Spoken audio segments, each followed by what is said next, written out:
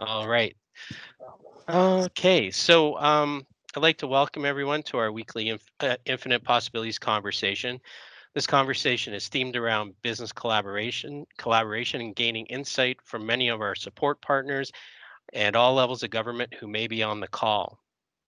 We have a regular agenda of hearing from our business support groups on the call and then from businesses on new ideas and current challenges, which will open up after today's presentation. If you can mute yourself during the presentation, it will prevent any background noise on the call if you are not speaking. We're also recording the conversation and will upload the conversation to our YouTube channel. Visit infinitewc.ca and you will find all our social links in the footer of our website. I would like to now introduce Amber Link, our Reeve of Wheatland County, to offer welcome to everyone today. Good afternoon. On behalf of Wheatland County, I'd like to welcome everybody today and express gratitude to our administrative team. Team Wheatland has been doing so much to support our businesses and just facilitate innovative ways to communicate and strategize during the economic downturn and the pandemic and the impacts that that's had on our business community. I'd also like to thank our speaker for joining us today. I'm excited to hear what you have to share, and just thank everybody who's joining us. I think it's important that we get together and collaborate and focus on solutions and just ways that we can work together to mitigate some of those impacts. And I'm excited for the call today. Welcome.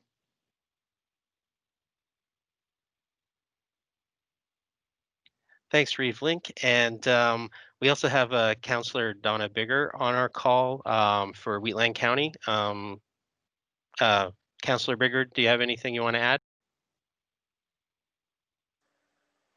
So I just want to welcome everybody and welcome Ryan. I'm excited to hear about your product. Thanks. Great. To start us off, this year businesses have had to adapt their sales channels, in some cases drastically, for their product and service offerings. Technology has provided us a means to adapt through online e-commerce platforms, a welcome offering for businesses pivoting and expanding market reach. A closed physical storefront, though, through the pandemic has also made it hard for customers to support their local businesses in some cases. With that, I'd like to introduce our guest presenter, Ryan Corry. Ryan Corry is a serial entrepreneur, small business owner, and founder of Local Shops. Local Shops is an e-commerce marketplace focused on supporting and amplifying local products made in-house or imported so shoppers in their community can easily discover and support them. This flow keeps online spending within the local economy, something very important to every community member. Since launching in September, Local Shops has grown to over 1,000 merchants and 35,000 products listed between Alberta, BC, Ontario, and Saskatchewan. Ryan is passionate about the tech industry and also serves as director and entrepreneur in residence for the New York City incubator called Kiwi Tech. They help grow potential startups scale by developing their tech leanly in parallel to fundraising capital. Ryan has experience with Shopify, Amazon, e-commerce, tech development, social media, growth marketing, product development, pitching, and presenting. Fun fact, he also played minor pro hockey. Welcome, Ryan. Thank you. Yeah, thanks for having me. Also, a better fun fact, I just had twin boys in August, so, pretty fatigued these days. 3 a.m. nights tied in with early mornings, but surviving. That's awesome. And yeah, really appreciate you having me. I just came off a pitch myself to a bunch of investors, so I'm going to be using portions of the same deck that I shared in that presentation. I was hoping to do a screen share to share our elevated platform right now. It's a working prototype, of course, not available to the public, but I'll maybe try screen share one more time just to see if we get lucky. Okay. Tammy DeBray is now joining. Okay, it says they stopped my video sharing, so I guess it didn't work. All good. Patrick, you're more than welcome to share the presentation. and I can walk everybody through it and kind of speak to the value proposition we're creating. Sounds good. All right. I will get this going for you. Just let me know when you need me to advance. And hopefully this works. All right. All right. Are you in full screen mode? I am. Yes. Okay. All right. So yeah, as you know, our platform's called Local Shops. We have consolidated to that branding. Initially, we were made in local shops. That kind of made some confusion to people because we were supporting not only locally made products, but also products that were imported. Of course, imported products make up a huge portion of business in Canada. We're not really a manufacturing country. So all those local businesses need to be supported. It's not just people making products in-house. It's people with home-based businesses. It's folks with bricks and mortar businesses. Everybody needs the support online these days, and that's the premise of the platform. You know, we know online spending is surging, but much of that money is leaving the local economy, and small businesses simply cannot compete with worldwide competition. Ad spend, SEO, algorithms, they're all getting squeezed out. And just in my pitch research, I came across a pretty crazy number that Amazon holds roughly 50% of all online retail spend in the US. So likely similar numbers up here in Canada. And that means consumer spending is going out of country. It's going into pockets of people who aren't in our own community. And this has just been, really bubbled to the surface over the pandemic when folks are just online shopping and it's really hurting the small business community. So yeah, feel free to jump to the next slide. Okay. Done. All right. So yeah, despite all this, and Amazon's stranglehold 66% of North American shoppers still prefer to keep their online spending within their community. All right, good to go. Okay. Done. And the issue is there's no e-commerce solution, a dedicated platform for local small businesses, and that's what we're creating. Okay. Okay. So really what we're doing is we're creating a digital main street. There's never been a greater need for this during COVID, and we can help keep all this online spending within local economies. Okay. Okay. And how we're doing this, well, we aggregate local products online for consumers to easily discover and buy. We have a partnership currently with Shopify. So anybody with a Shopify platform website can import all their product listings into local shops within a matter of seconds and a few clicks. So we're just really streamlining the ease of use. And for on-demand delivery, we're partnering with a company based out of Edmonton called Delio. One of the co-founders of Skip the Dishes is part of that team, so that's really exciting. And then in the US, a company called Rova. In terms of kind of periphery districts, we'll have to have a conversation with our delivery providers on how to best service them. But yeah, those conversations will come to fruition in the next month or so. All right. Okay. So as I mentioned, our aggregation, it is achieved through, give me a second. Are you on the merchant value? I'm on the e-commerce integration, Okay. social integrations. Yeah. So that's our aggregation. You can see all the different e-commerce platforms there: Shopify, Instagram, Facebook, Wix, Squarespace, WooCommerce, Square Online. Basically, we're looking to support any merchant who has an online store. If they do not have an online store, they can simply create a store by clicking in the top right corner, and that will allow them to upload product listings directly to the platform, create their own description, set their own price, and immediately have it for sale. So it's a really instant opportunity to start selling. And what this will do is it will provide a really unique entry-level opportunity for somebody who's never sold online and who doesn't have a lot of know-how to at least get their products up online and to start making sales. Share the links to the products with people on their social platforms. But creating a Shopify store, creating any one of these e-commerce platforms takes a certain degree of know-how, time, understanding, and it's a pretty big leap from going from nothing to that. So we really wanted to come in with a very, basic, soft entry-level solution for people who don't currently have a store, and then still support those individuals who do have one. All right, good to go. Okay. So the merchant value, it's an additional sales funnel.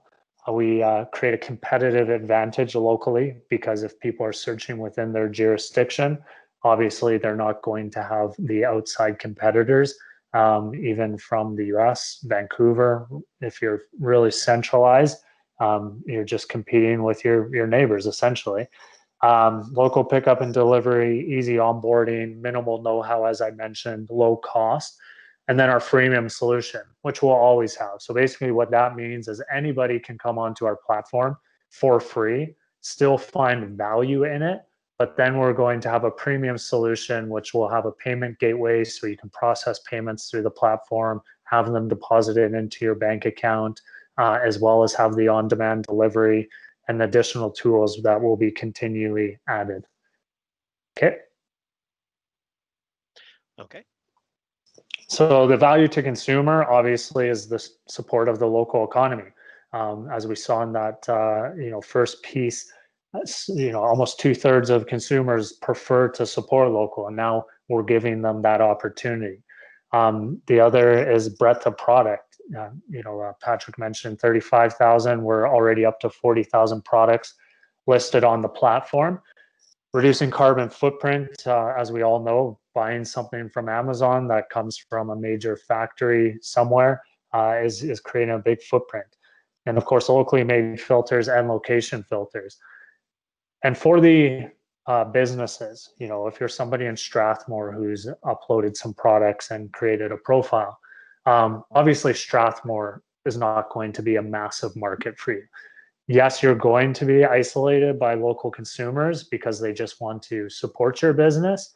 But what we're allowing for shoppers to do is to search within their own jurisdiction, but expand their radius to also search for products made in Alberta or products in all of Canada, right? Imported or locally made.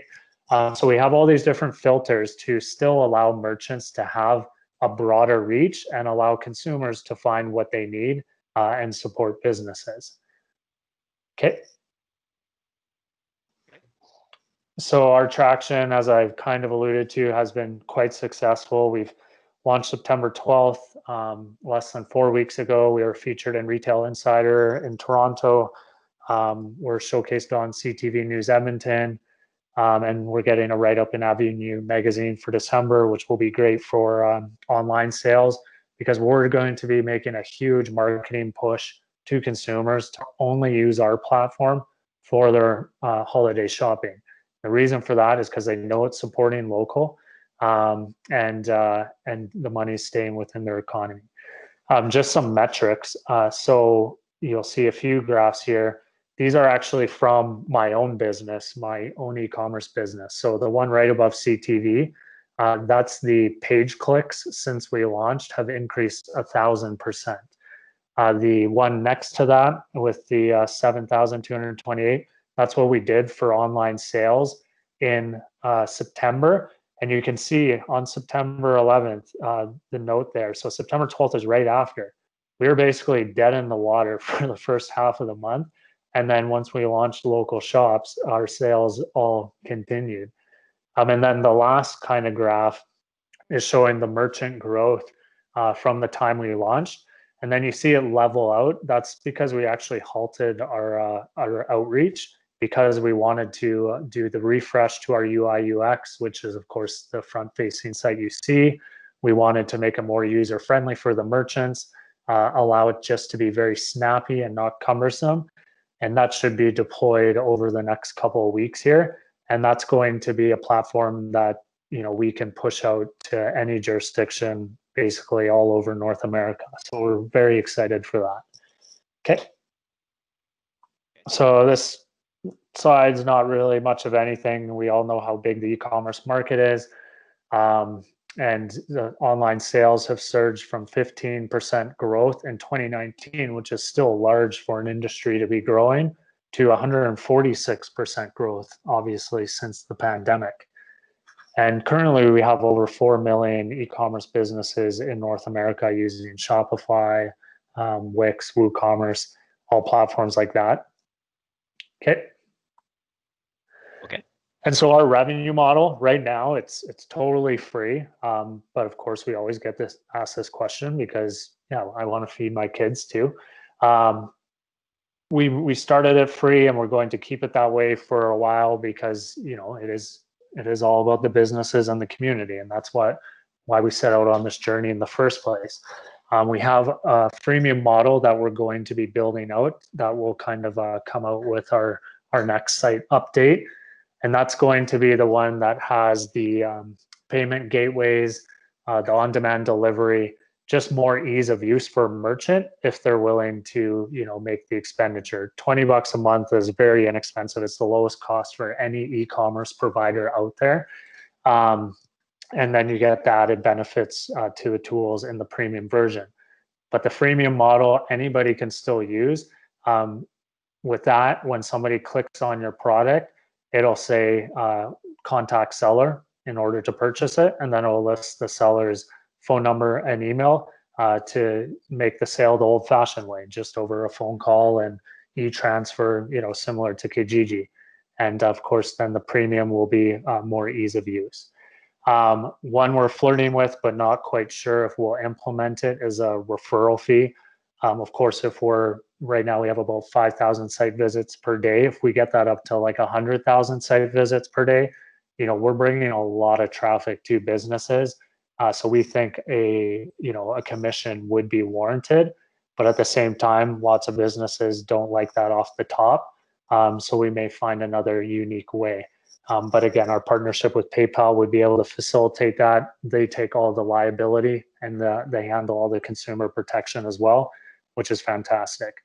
A unique item that would be more pointed towards this conversation and municipalities are city pages. So this is something we're exploring where a municipality can pay $25 per business, onboard businesses within their community to use local shops. And what we would do is build an API for your existing city website or county website. So that way, when somebody goes to your website, they would actually be able to browse the product listings within your own region and purchase them. And that's where we would actually integrate a commission that would then go to the municipality. So what we're trying to do here is offset the reduction in property tax. You know, as more businesses get online, there's less need to have a physical location, which erodes the oldest form of taxation in the book, which is property tax. You know, we're seeing this very heavily in Calgary. You know, we have one of the highest office vacancy rates downtown, and it's becoming a real severe problem. So that's one we'll be approaching the city about. And you can think about a commission on every sale. If you're onboarding tens of thousands of merchants, yeah, it's going to be in the six figures of cost, but the amount of revenue you'll be generating from that will be in the millions. Okay. So this is just our team side, everybody who's working on it. We have myself, I'm in Calgary, Serene Yu, she's a senior software engineer. I actually was connected with her through a Startup Calgary event, amazing woman. And so she's leading things on the CTO side. Carolina, who also works with Serene, is our project manager with the technical team. My sister, Michelle, who's out in Saskatoon, she's head of the Saskatoon Marketing Association. She's working with a startup out of Saskatoon as well, but she's working part-time on graphic design and branding with us. Rachel does all of our social media management and influencer marketing, which is, of course, really important online. And then Kiwi Tech, who I consult for 3-4 days out of the week, they're actually doing our entire refresh on our UI UX design. They're experts in technology, so we're leaning on them for that. Okay. And yeah, this is just my contact info. As I mentioned, we did consolidate to localshops.com. We should have that live sometime by this weekend. It was a big step for us to consolidate to that name just for ease of use and visibility online, because at the end of the day, creating the traffic for our merchants is going to be all the value in the world. I had to shell out $11,000 out of my savings for that domain, but I think we've validated the need for this, and yeah, we're going all in now. So really excited. And yeah, so that's pretty much it. I'm happy to answer any questions. I was hoping to be able to share our most recent clickable prototype, just so I could walk you through how easy it is to onboard yourself and to see or to upload products and all that good stuff. But yeah, happy to answer questions. Okay. Yeah, so any questions for Ryan? I think we had some problems with the screen shares. So Ryan, is it possible that we could send out your slide deck to people on the call? Or can I can try to rebuild it to sort of work in the before I post it onto YouTube. Yeah, what I can do, I'll email you a PDF of it, and then we can email a PDF as well to your team members. So yeah, not a problem. Okay, perfect. All right. So anybody got anything for Ryan?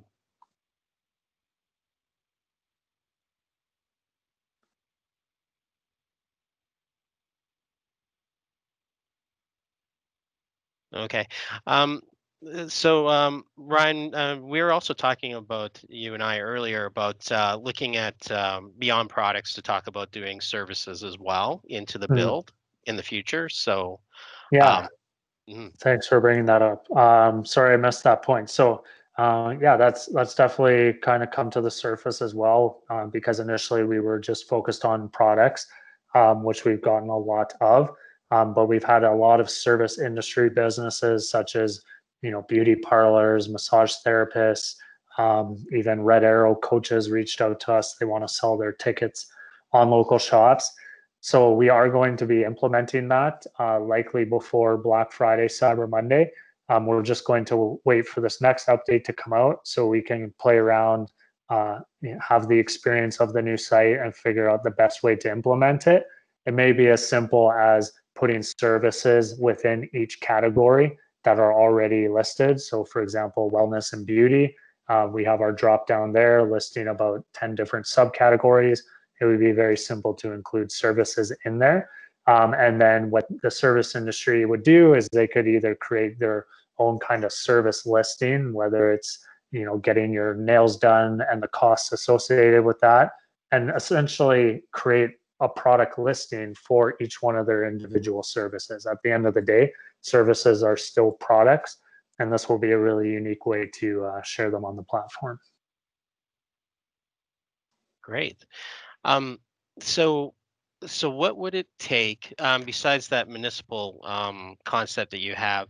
Like on the website right now, there's there's obviously Calgary and there's other communities, but is there something where we spoke on this before too, is where we can try to get the chamber involved in our region to try to get some push to get some collectiveness between retailers, etc., to get Strathmore or Wheatland region into that drop down? Yeah, so with our next update, you'll already be available in the drop, and we're getting rid of the drop because it's just going to be so many jurisdictions, and there's going to be small towns, large cities, so that drop down would have extended for miles. So now in our next update, there's going to be a drop down to select your country. In this case, we would select Canada. And then you could also select your province, so maybe Alberta. But if you wanted to focus specifically on your area, then you could search through Strathmore just by typing in the name of the location you want to search. We're also going to have a toggle to expand and reduce your radius. So you can search for products within 50 kilometers, for instance, 150 kilometers throughout your whole province. So that'll make it a little easier and more discoverable for the businesses online. Okay. We also have a question come in here on chat. Will there be more integrations in the future, like SquareUp, Weebly, or Vend? Yeah, so we targeted with our initial launch. I think it was like the top 8 most widely used platforms, Shopify being the most widely used. And then I think it goes to Wix, Square Online, WooCommerce, Squarespace, and then what's the other one? I can't remember now. But yeah, we'll be rolling out additional integrations on an as-needed basis. But yeah, tackling the most widely used to start. Okay, sounds great. Anybody else got any questions for Ryan? It's a good or a bad thing. Well, I think it's a lot to process too. So it's Yeah. it's an interesting platform for sure, especially with just there's been so much information and a lot of questions being asked about how people can pivot in COVID and look beyond the storefront to the traditional storefront. There's been we've had a lot of inquiries, especially at back in the late spring, about how do we get people on Shopify and things like that. Right. But this I believe adds another layer that is something that people really appreciate, is that buying local, support local businesses. How do you do that online? And this seems to be a conduit of being able to do that. Yeah, and Calgary, we adopted the Shop Here program, which was built out of Toronto and funded by the Ontario government. Of course, they like to do cool, creative things like that, and then we adopt them over here rather than doing it ourselves, which really frustrates me because here we have an even better solution and tool. And I'm a Shopify user, so I know the amount of time and energy it takes to create one of those websites. And I'm not ripping Shopify at all because we're also a partner of theirs and we support all of their merchants. But there is a level of know-how and education that goes into it. And then once you create that Shopify store, it's not like you're just discovered on search engines. It takes years and years to build up your SEO, to build up trust with Google's algorithms. There's all these scenarios put in place by the World Wide Web to put the most trusted brands or the brands spending the most money on the front of the search pages. So that debilitates smaller businesses and makes them totally irrelevant with online searches. So now the small business is left leaning on their own sales and promotion of their content, which is even more time and work, right? So just for example, the Shop Here program, to show you how resource intensive this is, Shop Here program is about getting people online. They've engaged with colleges and universities to get students to work for free, to onboard businesses, to teach them how to use the website, to put all the content up. You can imagine how many moving pieces are going on here. Like, that is not a simple solution. If you're having to loop in students and have them build websites and have them engage with the founders and all this other stuff, that's very resource intensive. Our platform, the need is selling products online. And so our platform, within a couple of clicks and a few types, your products are being sold online, available through filters within your own jurisdiction. You can share them with other individuals just as you would your website. So it's a more of an immediate fix. And then as a business maybe gets comfortable with this online approach, now they can look to build out a more robust website when they have time, or just take more time doing that and not feel so constrained. So that's where we become a really good alternative and really, I guess, a bridge to a bigger game in the e-commerce world. Definitely. Sounds great. Awesome. And any other questions? Anybody? Okay. Um, Awesome. so Well, Ryan, can you just provide up your contact info again, just so that people who didn't see the slide can capture it? yeah, absolutely. I'll put in my contact details here in the chat, and then I'll also email you the slide deck and the other folks. I think I see them in the calendar invite, so they can reach out with any additional questions. And happy to share details on onboarding. We'll also be creating a video to show people how smooth the onboarding process is when our new update is live. And yeah, really looking forward to it and finding unique ways to collaborate with Wheatland County, obviously. But with that, I do have to jump off. I have another conference call. I really appreciate your time today, and looking forward to continued success in your area. Great. Okay. Thanks, Ryan. All right. Take care, guys. Okay. Bye-bye.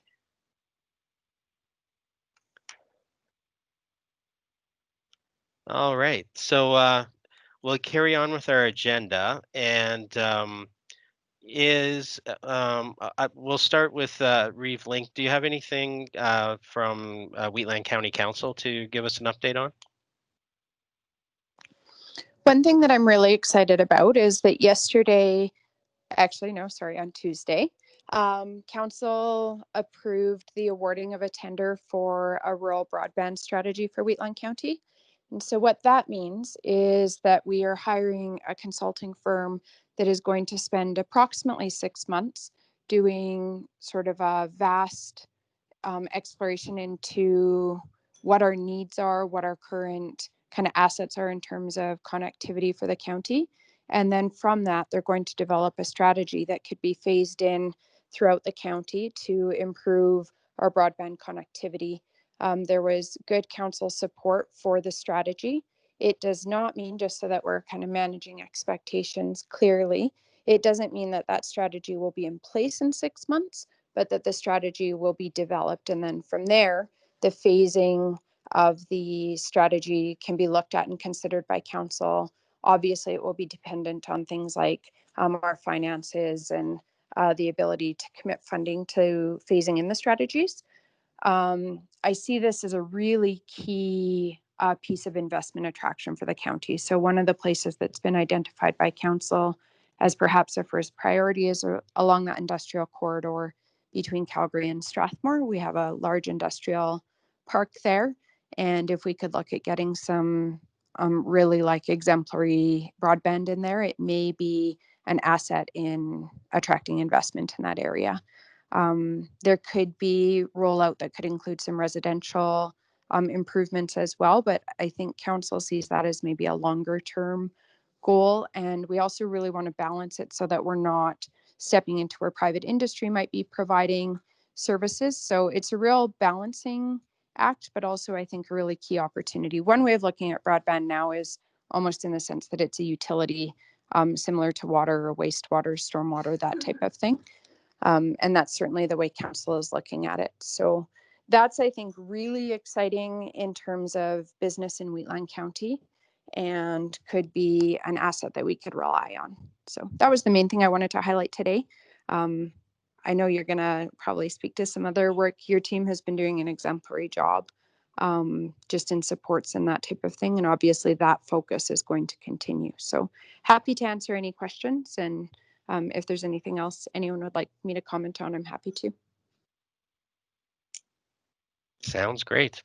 Yeah, I was involved in the process of supporting that initiative. So yeah, I'm pretty excited about it too on the economic development side for exactly the reasons you highlighted. So that's great.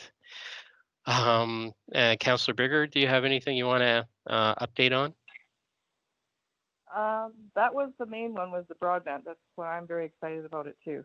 On a couple of smaller things, the county, or Cluny, has received a new park, and Speargrass has also, with a nice walking path.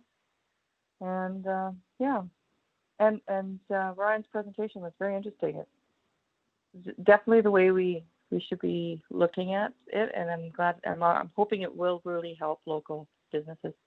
Thank you. Great. Okay, and let's see. To go around on the support groups, I think we'll start with Shay Bird.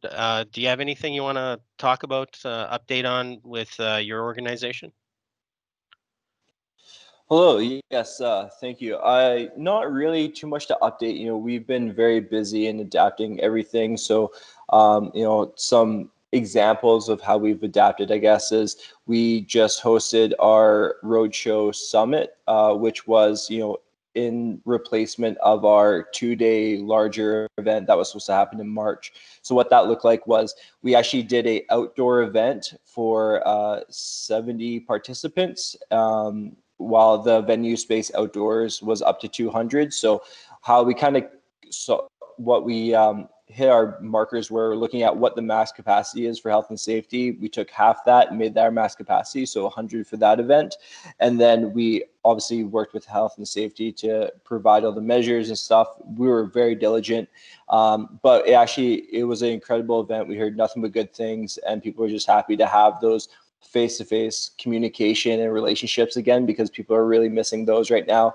And then we had another one. It had to be indoors, so we had smaller. We capped out at 50 individuals, but that was at the Great Eagle Resort and Casino. So both of those went extremely well. These were a couple of weeks ago. We've had no concerns with the event itself.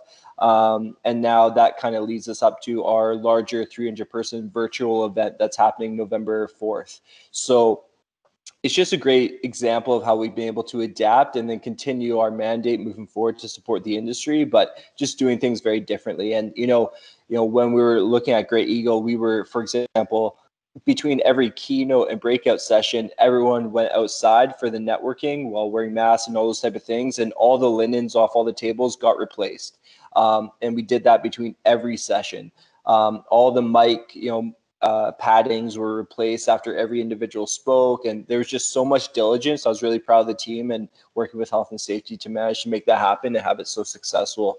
And then some other things that we've been working on right now is just a lot of our support systems from a development side and online webinars, and figuring out, how can we really support our industry from the development side, but also the sales side for the off season, because a lot of our businesses, they're struggling to keep the doors open, and their season for the most part has just ended for a lot of them, right? So, something we're doing right now is we're creating a gift guide for Christmas, and then we're going to do an educational webinar with our members on how to create gift certificates for their experiences to sell to that provincial market for summertime, to try and hopefully drive some of those sales in the wintertime to sustain that business a little bit more in their off season, given these hard times. So lots of that, lots of, provincial and federal conversations. We're going into our new funding agreement with all our funders. So there's been a lot of conversation of, how we're providing that value and how we're going to get that continual support.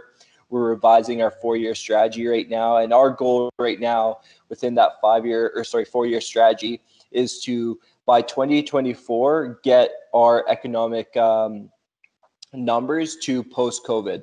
So what we're looking at is pretty much hitting our 2019 numbers by 2024 in terms of GDP contribution, job growth, business growth, those type of things. So we're building out that strategy right now, which should be done in the coming weeks. And we're really excited to kind of present that and then create that implementation process. But, again, everything is very, we're creating it in a way that it can be adapted, because, given where we're at right now and moving a month from now, who knows where we'll be. So we have some great plans, but the nice thing is we're also creating plans to be able to revise if necessary. Another great example is we have a community readiness workshop, which is usually in person, but we were able to reallocate some funding to create a online program that we would have one-on-one support virtual via Zoom and those type of things, but it's a 7-module program that they can access through our website, which we're looking to pilot that in January. So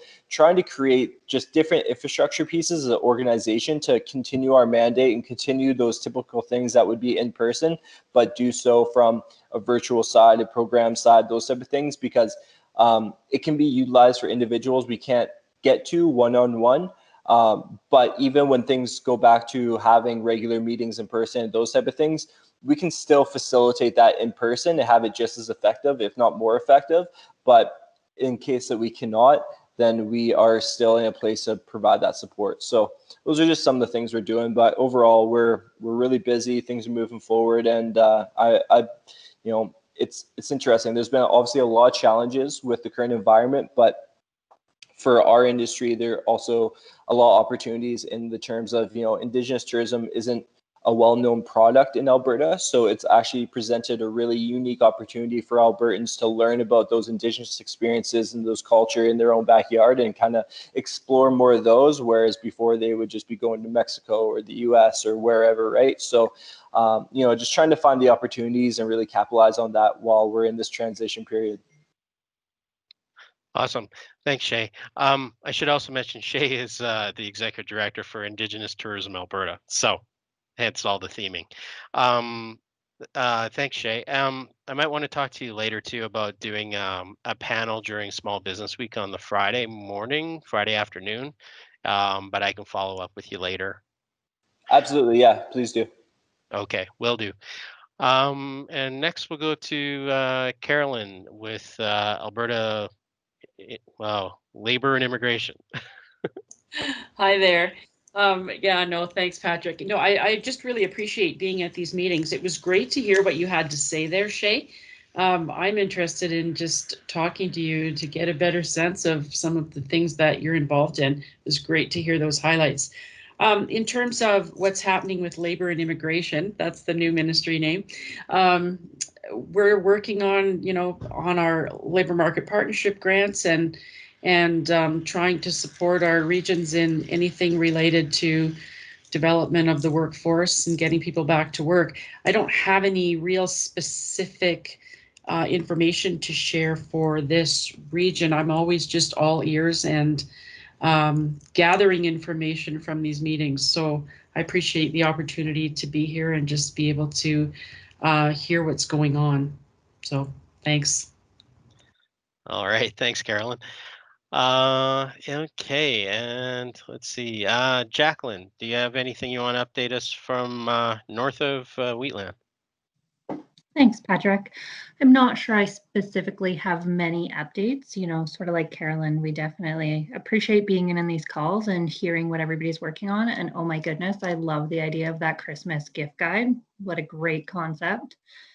North of you guys, we're just working on getting some information out to help our business community out, get some details available online, and we're starting to work on some promotional programs for the new year, some tourism incentives, agritourism, agripreneurship, and just getting moving forward in the right direction. Perfect. Sounds great. And also as well, you guys are promoting the completion of the business survey that's now out there, just like we are, right? Yeah, absolutely. We're promoting that. We're also, really excited to be working with the region and Community Futures Wild Rose to be promoting the succession planning workshops as well.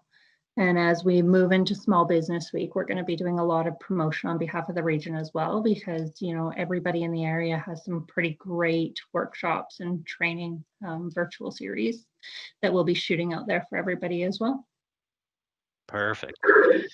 Yes, and yeah, if you can help promote our stuff and CF stuff, that we have a lot of sessions coming, and there's 3 other ones I'm just waiting for on final details, but I'll be adding them to our list as well on our website. So we have a little bit of BC people, a little bit of Toronto and stuff still coming in. So we're going to have a ton of information for small businesses to collaborate on. All right, and yeah. Tammy, I think you're on the call. Chamber? Yeah, sorry, trying to work with my phone here. No worries. Yeah, we're just, the chamber is looking in, doing our strat plan tonight, so we'll look at rolling out some new ideas at that point. And today we're just kind of checking out what's happening in the county so we can help support some initiatives that are taking place there. Perfect. Mm-hmm. Yes, it's gonna be a long night. Looking forward to it. Yeah. Awesome. Great. Thanks, Tammy. Okay, and then Leanna, do you want to talk about anything going on with My Business Solutions? Sure. Thanks, Patrick. Yeah, I'm sure some of you guys know, we'd partnered with the chamber to do a customer service series. It was supposed to start today, but we have postponed that to February. But we're still going to do on October 22nd a session during Small Business Week, but we've kind of changed the platform to a customer service collaboration. So basically, it's going to be like a panel, and we're just firming up the panelists, and I'll get that information out to you guys today or tomorrow.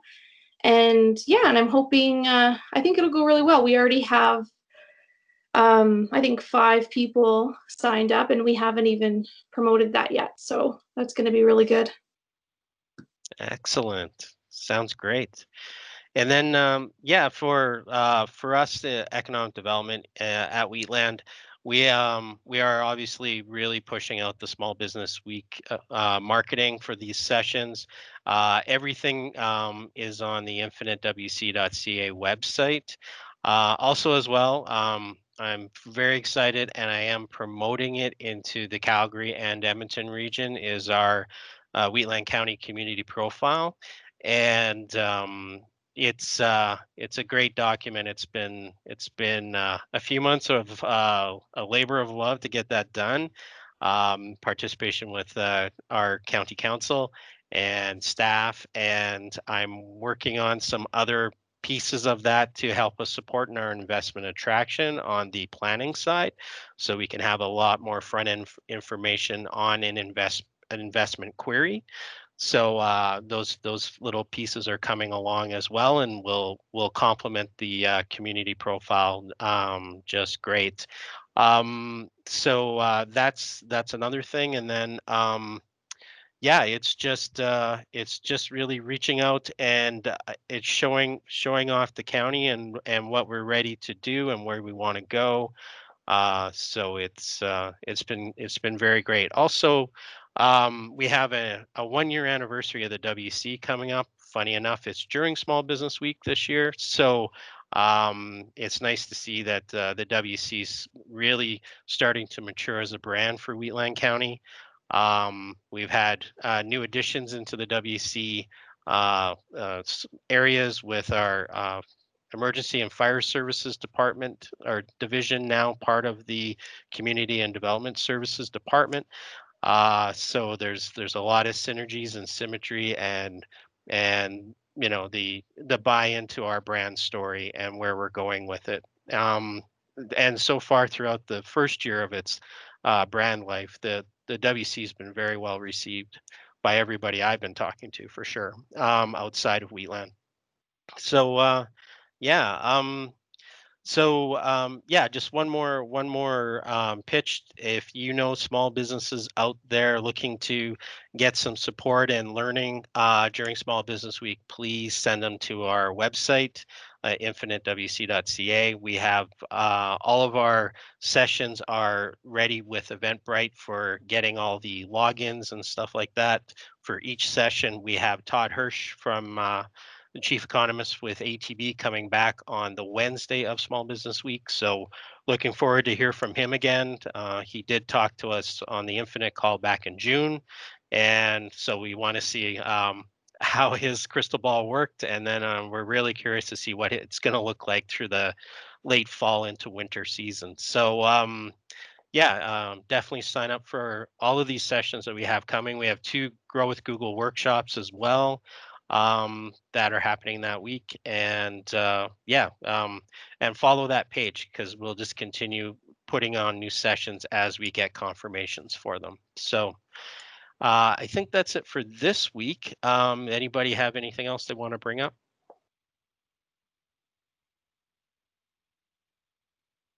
All right. Okay, and so Reeve Link, do you want to close us out for this week? Sure. Thank you, Patrick.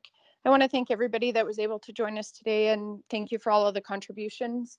It was really exciting hearing about the prospect of the, like, just the collaboration and the opportunities that are available online, and for our businesses to pivot and look at new models. And I'm always just so impressed with the breadth and depth of experience that gather on these calls. And I think too, it was exciting, Shay, having you on the call. I'm not sure if you've been on before, but I think there's some really significant opportunities in Indigenous tourism, which I also see as an opportunity to increase awareness and education around kind of our shared history and the fact that we are treaty people together, and that type of thing. And I think that's really important as well. So I really appreciate you joining us, and hopefully there are some opportunities for us to collaborate in the future. I know we've been working on developing a relationship with Siksika Nation Chief and Council, and I'm grateful for that as well. So, and just thank you to our business organizations that have joined us and